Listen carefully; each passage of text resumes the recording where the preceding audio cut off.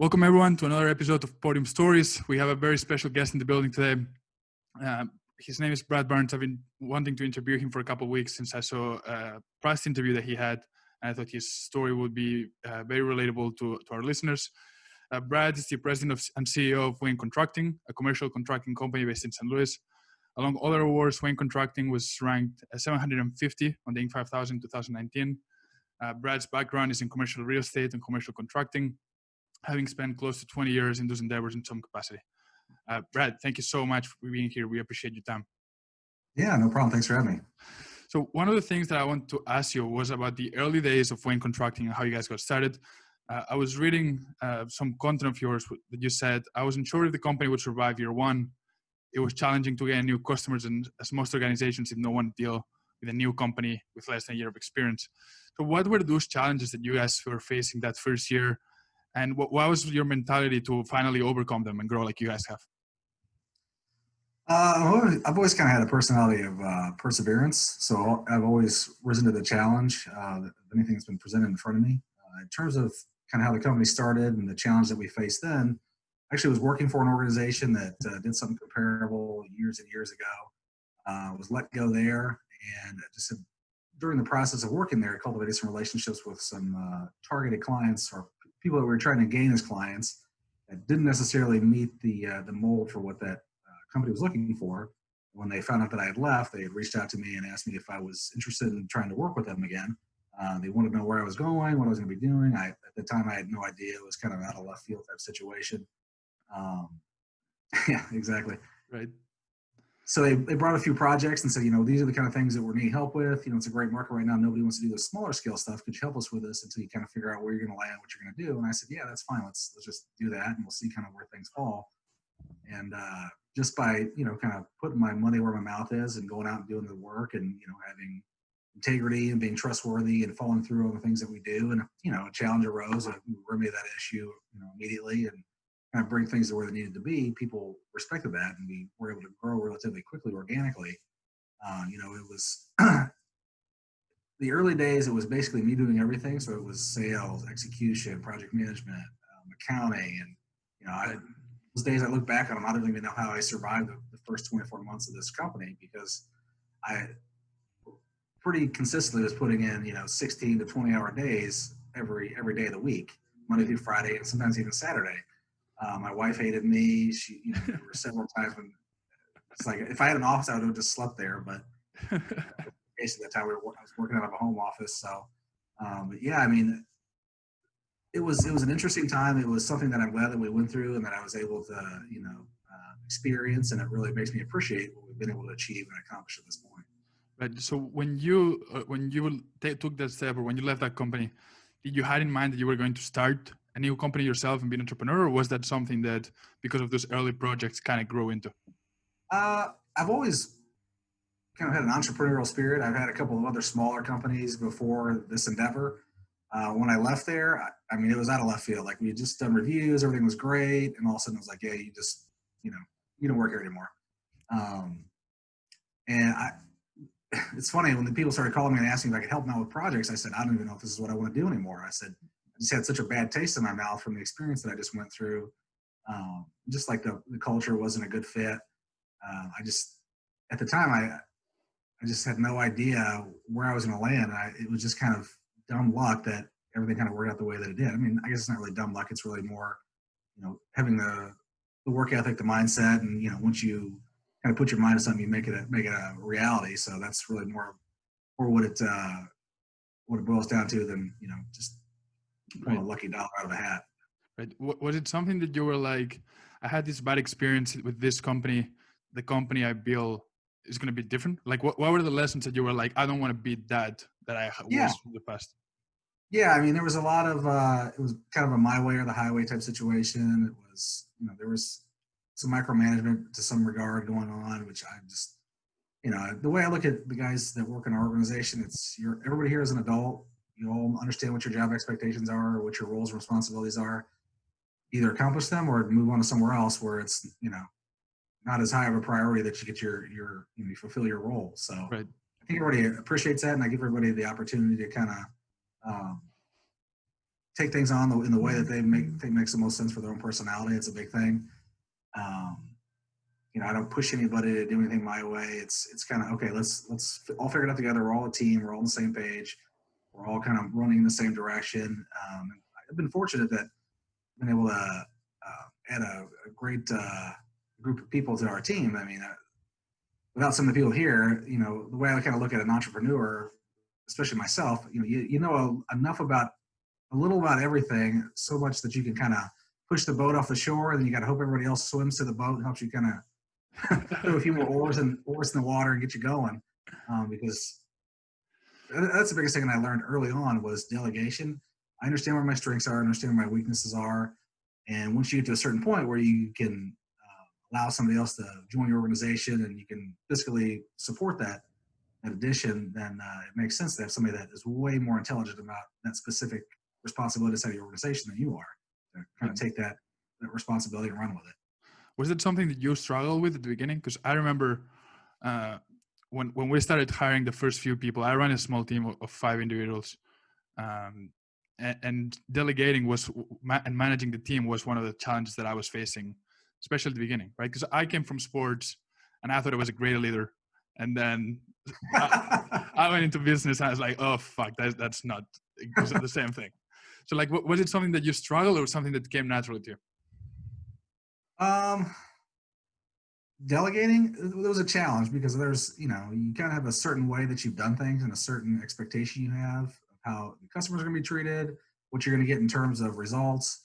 And, it took a little bit to realize that, everybody has to kind of do things in their own way. And, as long as you all have the same ideology and the same end goal and everybody's kind of running the same direction, that, if they don't take the same straight line or, the same path that you do, but the end result's the same, then, it's all good. If it ends good. Yeah. So this is something I meant to ask you. What was the changes or how has your role changed from hitting the streets in the early days to like actually running the team and being the CEO type of thing? So how has that role changed for you, and what are the challenges that you faced that you didn't expect back when it was you wearing all the hats? I know the biggest thing is that I'm not as involved in every single aspect as I used to be. Like, I would write the proposals. I would work on the logo. Everything. Send out the invoices, call, do collection calls if somebody was 3 days past due. And now you just don't have to do those things. So I think the biggest challenge was just kind of letting go of that. Right. It's like there's unknown, which is kind of scary in some regard because you trust these people to do everything that they're supposed to be doing. And like I said, luckily I have a great team that surrounds me, and I don't really have too many concerns that things don't get done. Mm-hmm. But when you're first starting out and you're starting to release some of that responsibility, it's an unnerving type situation because you work so hard for 2 to 3, 4, 5 years, on certain relationships, and then it's like, okay, here it is. I hope that you don't screw this up. Yeah, and something that I thought was interesting as well. When I was reading a previous interview of yours, you talk about, I would rather have a small group of client partners and cultivate those relationships long term than have a lot of clients with a lot of projects and all that. So how were you guys able to grow quickly despite having a small group of clients but building great relationship, or was it because of that you actually were able to like grow and expand? I think, well, it's kind of twofold. So we've been able to cultivate some really good relationships with some long-standing partners. And then the other fold of that is we've had some challenges early on where we were just trying to do everything that we could to generate revenue and kind of figure out what our actual niche was and where we fit in the marketplace. So we ran through a bunch of just, not great relationships, people that had unrealistic expectations or price points were just crazy. So, it's kind of all over the gamut. Everybody experiences that in every single market. Right. So a lot of it was going through the trials and tribulations of kind of getting a company up and running off the ground, understanding that, we really long-term want to focus on the relationship and the partnership as opposed to like a specific, niche or product type or project type. So that's what I tell everybody when we kind of get rolling in a relationship is, we want to get to the point to where we know each other inside and out. You understand what you're going to get when we facilitate a project or take on an opportunity with you. We understand what we're getting from you in terms of, the upfront information and what your expectations are and how the whole project's going to flow. And then, if you have something that's not necessarily, I guess, a traditional project type that we would facilitate, or something that's kind of, out of left field or whatever, if we have a relationship, just let me know. We'll figure it out. We'll help you out any way we can. So that's really what we're more focused on than anything, is those long-standing relationships to where, everybody wins and we're all kind of moving in the same direction to facilitate everybody's end goals. And how did this relationship start, right? Because you talk about, especially in the early days, it was very organic. You guys were getting new clients. Did you guys do anything in terms of marketing and sales later on, or was it everything word of mouth? To be completely honest, I've done very little in terms of marketing and sales activities the last handful of years. It's all been, just by word of mouth and referral. So then just some relationships that we've had in the past. So a lot of it just comes down to, just kind of being true to who you are and what you say you're going to do. And people, I think, appreciate and respect that. And we're more than happy to, pass you on to the next person in their network if, those are the type of results that they get. So. Right. And you guys have been running, I think, and correct me if I'm wrong, but I believe you started in 2014. So what's the secret to keeping long-term relationships and making sure that your partners are satisfied over time with your work? I think it's, like I said, doing what you say you're going to do is the biggest thing. Standing behind the work that you do. So, nobody's going to do a perfect job every single time. There's going to be challenges that arise. And as long as you have the integrity to say, hey, you know what, there's an issue here, we're going to remedy it, and here's what we're going to do, let's take care of it immediately, then people will appreciate that. And the biggest thing is just not looking at everybody as a dollar, looking at somebody and actually trying to cultivate an actual relationship with somebody past, what they have to offer you in terms of a client. So, that's the biggest thing.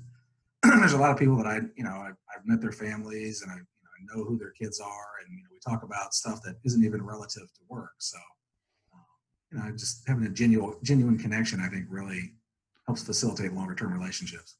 Got it. And trying to get personal, right? Because you guys, it seems like you're trying to help them in more of a partnership base than client base, right? It seems like you guys consider yourself more of a partner than them being your client. Would you agree with that perspective? Yeah, no, we take to heart everything that we do. So everything, there's a certain level of, I guess, execution that I expect out of everybody. And, if we don't get that, then there's a challenge, and it kind of irks me a little bit, gets under my skin a little bit. So luckily, I'm OCD beyond belief. So unfortunately for everybody in the organization, that means that everybody else has to be OCD too. Right. So we're all working towards that common goal. So, we are always looking for ways to improve efficiencies and get better at what we're doing. So I think that's the biggest thing. As long as we all kind of try to collaborate and kind of work together, then at the end of the day, that's really all you can ask. Makes sense. Tell me about the toughest day or the toughest point since you guys started the business. What has been the one moment that, looking back, you're like, "Oof, that was rough"? There's probably not a single toughest day, but I would say there was just some times when I look back, I'm like, man, I don't even know how I survived those weeks. We were doing a remodel project down in Texas, in Dallas, and we were still a young company. I think it was like our second or third year in business. I don't know to be for sure. And it was a 6-week project, and we were working overnights. And I just went down there because I just, it was one of those things like I'm talking about. I had to make sure it went smooth, that it went the way that the client wanted. It was one of our first couple projects with this type of project. And so I was on site for, I was down to the first week, the third week, and then the last week, just to make sure everything went really smooth. Mm-hmm. But so we would work nights, so it would be like a 12-hour shift. Well, a 10-hour shift, there's like an hour cleanup at the end of the night, an hour prepping when you first get there on site. Yep. We'd work from 7 to 7, and then I would basically spend the rest of my morning into the afternoon doing all the other stuff that I had to do, the accounting, the marketing, sales activities, just following up on projects. And, because that wasn't the only project we had going on at the time. So we had other stuff going on across the country. And I stayed in the house with the guys. So we got like an Airbnb house there, and it had 5 or 6 bedrooms. So we stayed in one. There's a couple of other properties we had there that were renting. So the guys would come home, they'd all go to sleep. I'd keep working. I'd fall asleep in a chair in the living room for an hour and a half, 2 hours, and we'd just go right back to work. And after 5 days, the guys were like, how are you even awake right now? How are you alive? It's insane. You literally got 6 hours of sleep in 5 days. So those were definitely challenging early days. Did the project turn out well, at least? Yeah. Okay, that's good. That was worth it. If you do that and then it sucks, then it's no bueno. But Well, it's not a win-lose deal. You either win right, or you learn something. That's just kind of the way it is. So, that's the way we look at every project. And, we look to stretch ourselves outside of our capabilities and capacity and kind of grow as a company that way. We price out projects that are a little bit outside of what we've traditionally done to, just kind of test our workflow and our efficiencies and, the process that we go through to always constantly be improving. gotcha. And thinking back, right? What advice would you give yourself if you could talk to Brad in 2014? He's just starting the business. If you could go back, what would you tell him that would help him for the next 6 years? I would just say probably just delegate sooner. That's the biggest challenge. I took on too much for too long. Probably if I would have got some other people involved earlier on, we probably would have scaled a little bit quicker. So maybe I would have been, higher up in the rankings last year, but who knows? Yeah. Do you think there's a point that you were like, I probably should have delegated at that moment, or it's just a time frame more or less that sooner would have been better? I think once, just sooner would have been better because as we started to kind of flex out and take on larger scale projects in terms of like rollout type work where you're hitting a bunch of sites relatively in a short period of time. And then the construction type work, there's some skill sets that just weren't in my wheelhouse. And I did the scratched and clawed and fought the best that I could. So I spent a lot of time, online trying to understand things and try to, figure out the best ways to go about all types of different aspects of the business. So whether it was accounting or, human resources, project management, actual execution, just understanding materials a little bit better and, trying to figure out ways that I could improve a project or, a process on site, things like that. So. Makes sense. The last question before we wrap this up, this is something that I definitely wanted to ask you about. As the business grows, as the more accolades that come your way, the more people that you guys hire, the more revenue you generate, it seems like there's also more pressure and more responsibility from yourself as well. So how do you deal mentally with that load that you have to carry as the CEO? And what advice would you give other CEOs that have growing businesses and they have to deal with that? That's a good question. I've been incorporated working out every morning just to kind of, I guess, clear my mind a little bit. And outside of that, I've always been kind of a deal maker. That's the thing that gets me going, that gets me excited is the deal. Mm-hmm. So I don't necessarily see everything that comes along as bogging me down. I guess I tend to kind of work a little bit more efficiently when it's more chaotic. So the more stuff that's going on, the more chaos there is, the more efficient I get because I just got to figure out a way to maximize my time. So right now it's like I'm going stir crazy and there's not, you can't go out and, have face-to-face meetings. You can't travel across the country to meet people on site. It's kind of making me go wacky. Yeah. So yeah, the more stuff that's going on, the more efficient I get. So as this company grew, I actually own 3 other companies now too. So those are all in growth mode as well. Mm-hmm. My 5-year plan is to see Wayne Contracting probably go 7-fold what we were last year. And then 10 years from now, I plan on adding additional organizations to our holdings company and hopefully getting where we're like top line 100 million. Love that. We should do another podcast in 10 years and hopefully we're going to be there. I'll keep you accountable, Brad. I'll keep you accountable. Awesome, man. That's all I had. I really enjoyed having the time to talk to you. Where can our listeners reach out to you or connect with you on LinkedIn or? Yeah, I got my profiles on LinkedIn. Everybody, anybody that reaches out, usually I'm more happy to connect with, and I'm pretty open and easy to deal with. In terms of like email, you can email me directly at Brad, B-R-A-D, at waynecontracting.com. That's WAYNECONTRACTING.com. And that's the URL for the website as well, right? Yep, correct. Awesome. We'll put all the links in the description. Again, thank you so much, Brad, for being here. If you're listening, I appreciate your time. Feel free to subscribe and share, and we'll see you next episode.